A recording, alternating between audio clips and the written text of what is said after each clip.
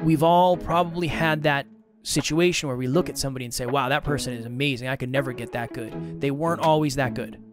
They just probably did it longer than everybody else, and eventually they make it look easy. And if you're making something look easy, it's because you did it when it was really, really hard, and you kept going when it was really, really hard. If you continue, if you stay consistent long enough, you will be really good at whatever that is. You will. Because not a lot of people are willing to do things that long.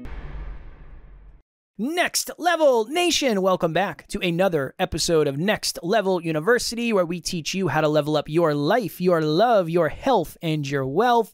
We hope you enjoyed our latest episode, episode number 1417, One Feeling We All Need.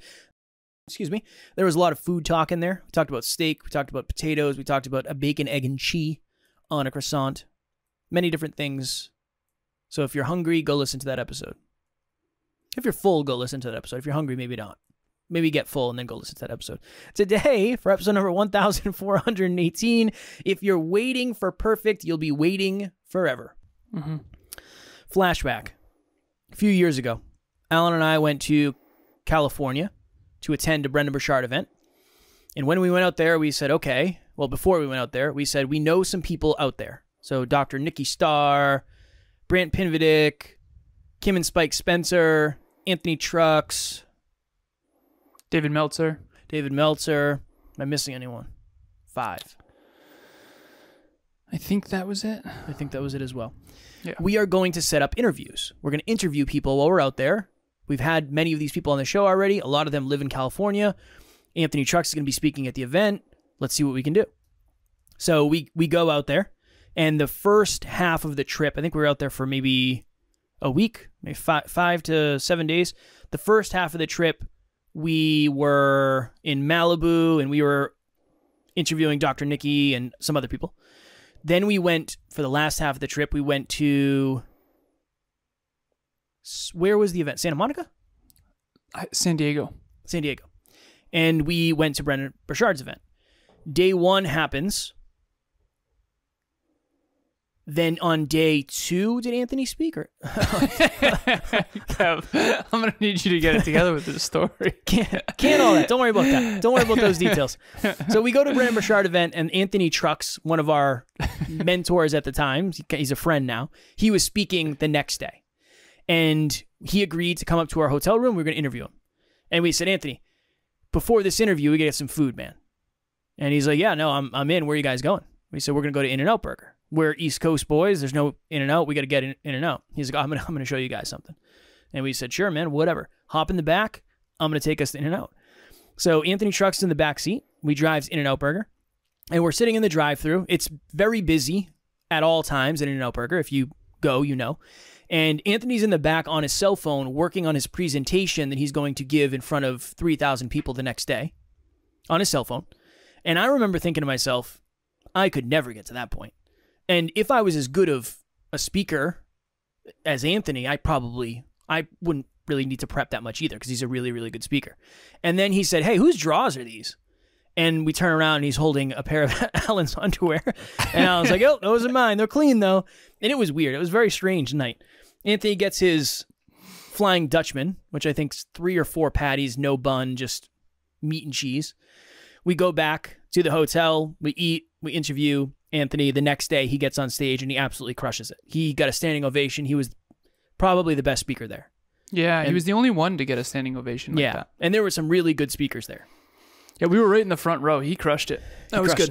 One of the best crushed speeches I've ever heard, actually. He did a really, really, really good job. Fast forward. So tomorrow, I am doing a summit, a virtual summit on relationships. And again, it's not in front of 3,000 people, but I haven't prepped for it at all. I don't even know what I'm talking about. And tomorrow, I'm going to wake up and I'm going to go to the gym. And before my first calls, I'll figure out what I'm going to talk about. I think I have an hour slot. I'm going to put it all together. That never would have happened 5 years ago. 5 years ago, I would be pooping my pants right now. I'm giving a summit. We're doing a summit. Then how long is it? An hour? An hour, yeah. Then in 2 days, you and I are driving to Pittsburgh to give a speech in front of, I don't know, 100 people, hundreds of people, I don't know. And we don't really know what we're talking about yet. We have an idea, but we don't have it planned out. That would be unacceptable 5 years ago. the reason I wanted to do this episode is because I had a lapse in thinking when I said if I was as good as Anthony is, I would be doing the same thing as him. If I was as good as Anthony was, that also would mean I would have to have started when he started. So if you're waiting for perfect, you'll be waiting forever. This is how I want to tie it all together.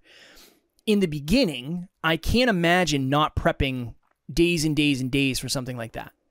But that's because in the beginning, you have to prep days and days and days for something like that. And eventually you get another opportunity. And you're a little bit better at prepping, and then you're a little bit better at the thing. And then eventually, 5 years down the line, you've done it so many times where you don't need to prep like you used to. But you look at somebody who does that in the back seat of your car, in the in-and-out drive-through, who's giving a speech to 3,000 people, and you say, wow, I could never get to that point. You're not at that point yet, and neither was he when he was at your point. So if you're waiting for perfect, if you're waiting to be 10 out of 10 confident, if you're waiting for it to be easy, if you're waiting to have the opportunity to prep like somebody else in your space, whatever that means to you, you're going to be waiting forever because they started long before you did, and they're just further along in the journey. And that was a moment for me, Alan, where I looked at my calendar yesterday. I said, oh, that's on Tuesday. Okay. I haven't done anything yet. If somebody was watching me, I say that to clients. Yeah, I have this summit and I don't even know what I'm going to talk about yet. And I'm sure it's going to go well. It's going to be fine. They would probably say, how the hell did you get to the point where you're not worried about that at all? Interesting. The way I got to that was I was anxious for everything else I did, and it just got a little bit easier and a little bit easier and a little bit easier and a little bit easier. Just like when we do these episodes, we have an idea of what we're going to talk about. But in the beginning, I used to have bullet points. I'm going to touch on this. I'm going to touch on this. Okay, I want to make sure here's my question. So if you're waiting for it to seem very, very, very easy to you and feel perfect, you're going to be waiting forever because it wasn't perfect for the people who make it look perfect either. And I'm not saying we make this look perfect or the summit is going to go perfect tomorrow. It's not. I'll make mistakes, but that's also part of this whole equation. We have one of the members of the production team, the head of the production team, Ron. She said this to me one time because I always ask her feedback because at one point before we had a larger team rather, when we had a smaller team, she was listening to more podcasts than anyone I know because she was listening to every episode because she was editing them and, putting in the midtro and the intro and all that kind of stuff. So I would always ask her, which podcast do you think is the best and why? Like what resonates most? And she says NLU is always top 3, but there was 2 other shows that we were up against in her consciousness. And so anyways, she said, she eventually gave me this feedback. She said, I have no idea how you do it. I was like, what do you mean? She's like, it's like lights, camera, action. Kevin tells you the title, go. But that's the same thing, right? I couldn't have done that at the beginning. Do you remember how long you and I would have to spend before doing a single episode? I mean, we would have to prep questions. I remember when you and I interviewed Evan Carmichael on his YouTube channel, I said to Kevin right before, I was like, dude, can those notes. Get rid of those notes, man. We're ahead of that. Now, that was a dangerous game because if you use notes as a crutch forever, you're in trouble. You got to take the training wheels off at some point. But if I had told you to can your notes the first time we ever interviewed him, you would have been probably not capable. You probably would have froze up. This is why I always show my very first YouTube video to my clients. A lot of my clients become podcasters. A lot of my clients become business owners. A lot of my clients become YouTubers. And I always show them the very first video of me with something I called the Real Life Superheroes series. And it is just awful. And that was the first time I had ever spoken in front of a camera. Even that isn't true. I spoke in front of the mayor. I digress. Kevin, Anthony Trucks, and I are getting into the car to go to In-N-Out Burger.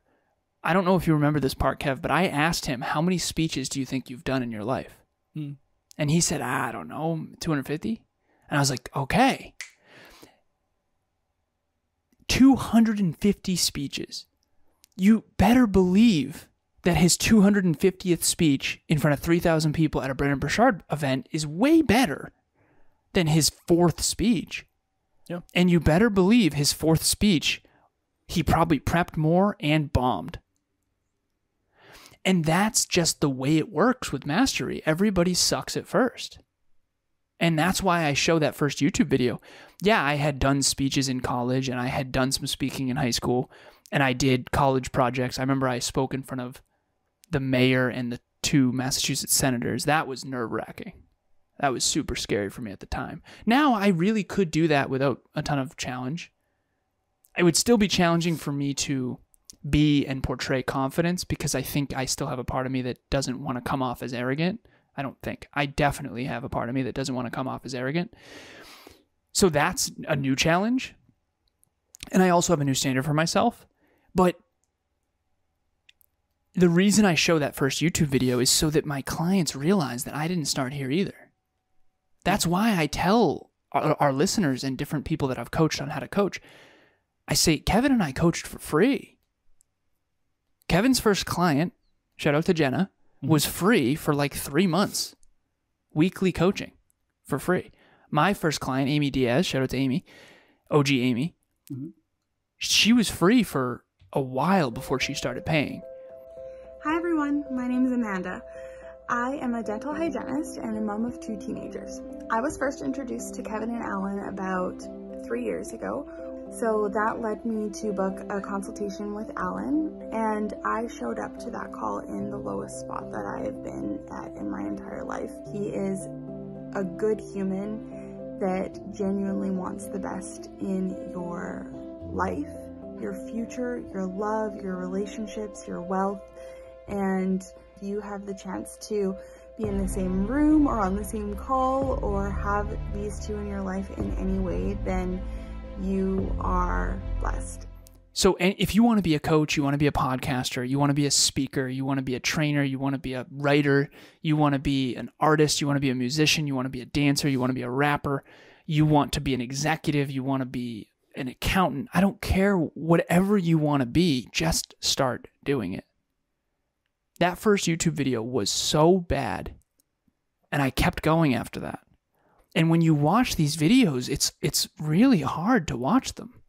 They're not good. I couldn't believe. I remember having this moment of, I am so bad at this. And if your delicate sensibility, your ego can't handle that, you're gonna stop. I had to publish those and then promote them on my social media. I was so embarrassed. And I got made fun of so much. So many of my friends made fun of me, my family. I had some people that were supportive, but more people were making fun of me than anything. Definitely. I read some of my old articles that I wrote 7 years ago. I read an article, blog number 7 is available. I'll put the link in the show notes, please. And I read it to Emilia on Sunday out loud. She was blown away. And I remember when I first started writing, I was so bad. I was so bad at writing. And I was reading Atomic Habits. Atomic Habits is such a good book. That's the standard I've set for myself. I think James Clear is one of the best best writers in the world, in my opinion. He makes really powerful concepts, really simple and tangible and tactical. And I think that he's the best at making things land for people in a way that is actionable. I don't like just teaching for the sake of teaching. So that's my standard. I want to be on James Clear's level. I'm intending on that. I'm actually intending on surpassing that. But I know that it's going to take, is it going to be blog number 150 where I surpass that level? Is it going to be book number 15? Everyone is so bad at first, whether it's tennis or basketball or snowboarding. And just remember, you're going to be so bad at first. It's whether or not you can handle it. If you can't handle being bad at something, you'll never eventually be at Anthony Truck's level or whatever. And now Kevin is going to crush this summit. And you will. I think you're going to do great. We talk about health, wealth, and love. Yeah. Love is 1/3 of the equation. You're going to do an awesome job, but that's because you've done this 1,000 times. Well, even when I had that moment of, oh, that's tomorrow. It wasn't, oh my goodness, I have to cancel everything. It was, okay, I just have to, as long as I have an hour in the morning, I'll throw something together. I'll just come up with my stories. I've spoken enough where I can hold space, that. But it really is the reps. I say that on podcasts all the time. A lot of it's the reps. The reps that you do when you don't feel like you should do them anymore. Those are the most important reps. I suck at this. I should stop. No, that's exactly when you should keep going, because that's usually when people stop. I was talking to somebody the other day, a podcaster, and she said, well, I really want to start coaching, but I don't know what to do. And we dug in. And we got to the point where she said, well, I've done it in the past, but when I was a yoga teacher, I would talk about it, and sometimes nobody would show up. A lot of times one person showed up. And I said, yeah, but that's the unfortunate trap of all of this, is that's normal. That's not just you. You're not the exception to the rule. You are the rule. That's how it works. And this is what happens. You stop, and then you convince yourself, oh yeah, I couldn't have done it. I started, and I tried to do yoga teachings, and nobody would show up. The podcast is going to be the same thing.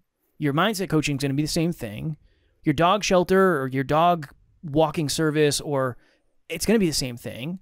That's more a representation of how it works, not how it works for you. It works that way for most people. That's just, I've seen that. Alan's seen that. But if you haven't seen it as many times as we have, you might think it's just you. It's not. It's just the way it works. That's why it took us 6 years to get to where we are today. And it'll take us another 16 years to get to the next layer. It's just a lot of it's just a time thing. So my next level nugget, if you could only have one takeaway for this, the reps are unreasonably important. They are unreasonably, and when I say reps, I just mean whatever it is, the performance, the activity, the coaching call, the yoga class, the tennis lesson, the whatever it is, whatever the performance is for you. It's the most important thing, because you will not get better by accident. And we've all probably had that situation where we look at somebody and say, wow, that person is amazing. I could never get that good. They weren't always that good. They just probably did it longer than everybody else, and eventually they make it look easy. And if you're making something look easy, it's because you did it when it was really, really hard, and you kept going when it was really, really hard. Kev, I would like to hypothetically compare the summit you do tomorrow to a speech you gave at the beginning. I want to try to make this land for everybody. Let's say Kevin preps for 15 minutes, and then he does an hour-long summit tomorrow. If I could somehow record that and compare it to your very first speech, I guarantee you the 15 minutes of prep for the hour-long summit is going to be so much better than the first speech you ever gave. Which is why it's so cringeworthy for you and I to watch old content. It's very challenging to go back and watch old content, because it's like, oh my God. Because it seems like these inch pebbles that lead to milestones, that lead to goals, that lead to dreams, it seems like it's not making a big difference in the moment. Each episode, there's a little tweak. Each speech, there's a little tweak. And it stacks and it compounds and it accumulates. This is what I want to land. Your worst workout now, assuming you've been getting better and better and better and better and better, is better than your best workout when you started. That's fair. My worst workout, let's say I got no sleep. Let's say I was struggle bus. Let's say I didn't hydrate well. Let's say I get a crappy workout in. That's still going to be a 10 times better workout than my best workout was when I first entered the gym. When I first entered the gym, I didn't know how to do curls. I didn't know how to do lat pull downs. I didn't know most of the workouts. I didn't know what I was doing. I was brand new. So my worst workout now would crush my best workout back then. And so that's why I always say, better your best, better your best, better your best. But this whole perfect thing, I don't even know if you're ever going to feel that good about your performances. I certainly don't think this episode is super articulate, but I guarantee you it's way better than our old ones. I definitely have said less filler words than I used to, but I listen to certain episodes and it's very difficult. Sometimes I don't want to listen. Yeah, same. Because it's too much feedback. It's just annoying. But I know that I'm supposed to listen because that's how you get better. Improvement is the goal. And you can't improve if you don't put in the reps. And there's that part where you think, oh, I really should have said this instead of that. But you can't change it. It's already out there. There's nothing you can do. So if you can take the I should have's to what I will do in the future, then it's constructive. For some reason, I'm thinking of recipes. It's been a very heavy food week. for NLU. But if you've only... Well, you are a master chef now. I am a master chef now. I'm going to add that to the old resume. Forklift operator, podcaster, master chef. Moving on up. We're moving on up. I can imagine if all you know how to make is eggs, there is different versions of eggs, sunny side up, scrambled, eggs Benedict. There's probably there's a bunch of different ones. But if you know how to make eggs and bacon, you can make something different. You know how to make eggs, bacon, toast, pancakes, and that you can make something different. The longer you practice cooking, the more recipes you have because you test out with different stuff. Where if you gave me the same ingredients, you ever watch Chopped? You ever see that show? Chopped is a wonderful show, especially when you're dieting. For some reason, I love watching food shows when I'm dieting. I don't know what it is. It's always been a thing for me. But they have these things called mystery baskets that judges pick out. And it's just a bunch of random food. And you have 20 minutes or a half hour to make the best dish you can. If I went on there...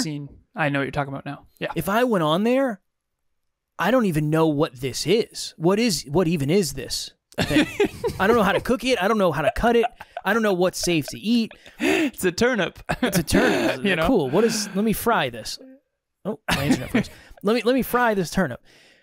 But when you have been cooking for X amount of years, everything starts to make a little bit more sense. Mm-hmm.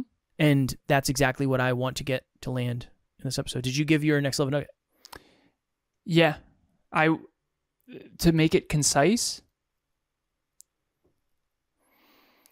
everyone sucks in the beginning. You just have to get a little bit better and a little bit better and a little bit better. And eventually you will be, if you continue, if you stay consistent long enough, you will be really good at whatever that is. You will. Because not a lot of people are willing to do things that long. A lot of people are dabblers. They don't, we've had podcasters come and go, and that's fine. That's their prerogative. But they're not going to be as strong of podcasters as we are because we just kept at it. You know, we're very strong podcasters. We suck at a lot of stuff, but coaching, speaking, writing, I'm never going to stop doing those things. So eventually I know I'll be good, not because I was naturally good, but because I just stayed consistent and focused on improving a little bit each day. And I hope that everyone does that for themselves. If you want to see the behind-the-scenes shenanigans of me cooking Alan doesn't do a lot of behind-the-scenes stuff, not as much as I do. Make sure you follow us on the various social media platforms. Instagram, I am at NeverQuitKid. Alan is at Lazaros88, ALAZAROS88. And then Alan Lazarus, Kevin Palmieri on Facebook. Good little perspective into the behind the scenes. You'll see my kitties. You'll see me at the gym. I'm on my story quite often, dropping life-changing knowledge, I'd say. Pretty regularly. You'll see me watching UFC, eating Taco Bell, all that stuff. If you have ever considered starting a podcast, there is a specific podcast by a podcaster named Kevin Palmieri. It is called Podcast Growth University. It is focused on helping you, the podcaster, learn from all the massive mistakes that we've made over the last coming up on 7 years. And Kevin is only focused on that show, on helping podcasters grow their podcast and have a bigger impact. So if you are considering being a podcaster, check that out. The link will be in the show notes. Check it out. I say where we talk all things podcasting all the time. Next level. Nice. Podcast Growth University. It's hard to have multiple sign-offs and sign. It's a whole thing. Tomorrow, for episode number 1419, one thing a lot of people forget about their goals. I had a goal that I had set that has changed. It has shifted. I have pivoted. We will talk about that. As always, we love you. We appreciate you. Grateful for each and every one of you. And at NLU, we do not have fans. We have family. We will talk to you all tomorrow. Keep putting in the reps. Next Level Nation.